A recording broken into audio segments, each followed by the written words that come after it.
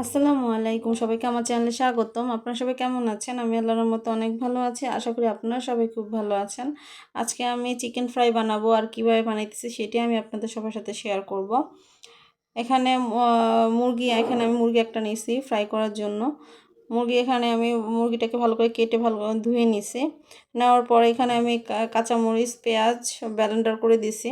আসলে এই ফ্রাইয়ের সাথে তো দেখা যায় কাটা পেঁয়াজ বা কোনো কিছু দেওয়া যাবে না, সেজন্য এই সব কিছু একটু বাটা এরকম কোনো সব কিছুই দিতে হবে। সেজন্য এখানে পরিমাণ মতো লবণ দিছি, দেওয়ার পরে একটু সামান্য হলুদ আর একটু মরিচ দিছি। ফ্রাই সবসময় দেখা যাচ্ছে যে হলুদের পরিমাণ সামান্য, আর অনেকে আছে সবসময় ফ্রাই আবার হলুদ দেয়ও না, কিন্তু আমার কাছে একটু সামান্য দিই, আমার কাছে মনে ভালো লাগে, সেজন্য পরিমাণ মতো মরিচ দিবেন, গুঁড়া মরিচ। তারপরে এখানে লেবু আমি তিন তিন পিসের মতো লেবু দিয়েছি, আর গুঁড়ো দুধ দিয়েছি, আর টক দই থাকলে তার আর দেওয়ার প্রয়োজন নেই। তারপর এখানে পরিমাণ মতো soya sauce, tomato sauce, chilli sauce দিলেও হয়, সমস্যা নেই। তারপর এখানে যদি আদা বাটা রসুন বাটা থাকে তাহলে দিবেন, আর যদি না থাকে তাহলে গুঁড়ো যেটা থাকে ওটা দিলেও হবে। চাট মশলা আমি সব কিছু দিয়ে হাত দিয়ে ভালো করে এটাকে আমি করে নিতেছি, ম্যারিনেট করে নিতেছিলাম। এই যে গুঁড়ো দুধ দিয়ে দিছি, দেওয়ার পর সব কিছু জিনিসগুলোকে আমি একসাথে ম্যারিনেট করে আমি রেখে দিব, রেখে এটা ফ্রিজে তারপরে এক দেড় ঘন্টা রাখার পরে তো এগুলো আমি তেলে ভেজে নেব। এখানে পরিমাণ মতো সয়া সস দিচ্ছি। আসলে সয়া সস যেহেতু দেওয়া হয়েছে সেখানে একটু লবণ একটু পরিমাণ একটু কম দিতে হবে, কারণ আসলে সয়া সসের মধ্যে একটু লবণ থাকে, সেটা আমরা সবাই জানি। এটা আমি ভালো করে ম্যারিনেট করে নিব, ম্যারিনেট করে রেখে দিব। আপনারা যদি আমার ইউটিউব চ্যানেলে নতুন হয়ে থাকেন তাহলে প্লিজ আমার চ্যানেলটা সাবস্ক্রাইব করে দিবেন, ফেসবুক পেজ থেকে ফলো দিয়ে লাইক দিয়ে শেয়ার করে ওকে দেওয়ার সুযোগ করে দিবেন। এই দেখেন আমার মাখা শেষ হয়ে গেছে ফ্রাইটা মেখে আমি সুন্দর করে এখন রেখে দিব, রেস্টে রেখে দিব। রেখে দেওয়ার পরে কয়েক ঘন্টার পরে আমি এটাকে সুন্দর করে ভাজবো। এই যে দেখেন ফ্রিজ থেকে নামানো হয়ে গেছে। এখন আমি এটা ব্রেড গ্রামের মধ্যে গুঁড়িয়ে নিব, সব দিকে আমি এটাকে মুড়িয়ে নিব ব্রেড গ্রাম থেকে একটা একটা করে। আপনার যদি ব্রেড গ্রামে যদি না থাকে তো সমস্যা নেই, আপনারা বিস্কুটের গুঁড়া দিয়েও করতে পারেন, এটা যার যার ইচ্ছা। এই যে আমি এভাবে করে ব্রেড গ্রামের মধ্যে এটাকে করে তারপরে করে নিতেছি। ব্রেড গামে বিছিয়ে তারপরে আমি মরিয়ে তারপরে আমি তেলের মধ্যে এটা ছেড়ে দিব।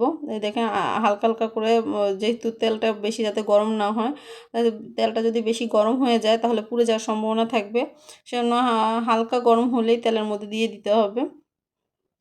আমি একটা একটা করে এভাবে করে সম্পূর্ণ ভেজে নিতেছি।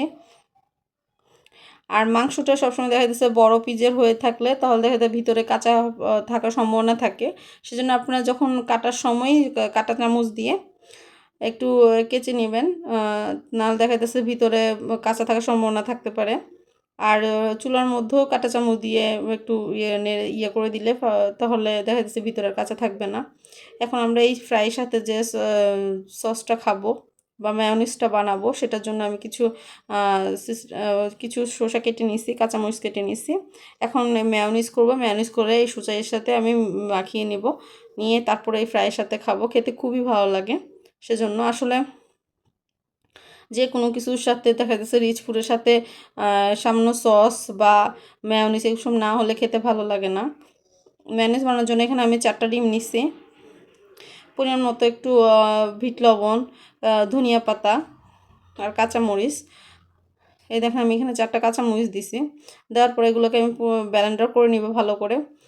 আর একটু সামান্য পরিমাণ লবণ লবণ দিতে হবে। তারপর এখানে 2-3 চামচের মতো চিনি দিয়ে আমি ভালো করে আটকিয়ে দিব, দিয়ে পুরোটা ব্যালেন্স করে নেব। এই যে দেখেন আমি ব্যালেন্স করে নিতেছি।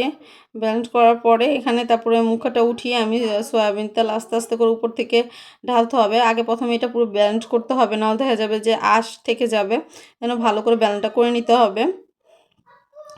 এই যে দেখেন ম্যায়োনিজটা হয়ে গেছে। তারপরে আমি শসা আর কাঁচামরিচ যে কেটে রাখছিলাম ওগুলোর মধ্যে আমি দিয়ে দিছি, দেওয়ার পরে একটু হালকা করে নেড়ে নিতে হবে। আপনার ইচ্ছা হলে বাসায় গাজরও থাকতে পারে, যে ধরনের শসা গাজর সব মিশিয়ে ক্যাপসিকাম দিয়ে করলে খেতে আরও বেশি ভালো লাগবে, মজা লাগবে। এই যে দেখেন আমার হয়ে গেছে। আর এই যে দেখেন আমার ফ্রাই আর ওই যে সস শসা কেটে আমরা এইভাবেই করে খেয়েছি। খেতে অনেক ভালো লাগে। আপনারা একবার বাসায় ট্রাই করে দেখবেন যে জিনিসটা খেতে অনেক। ভিডিওটা ভালো লাগলে লাইক কমেন্ট শেয়ার। আল্লাহ হাফেজ।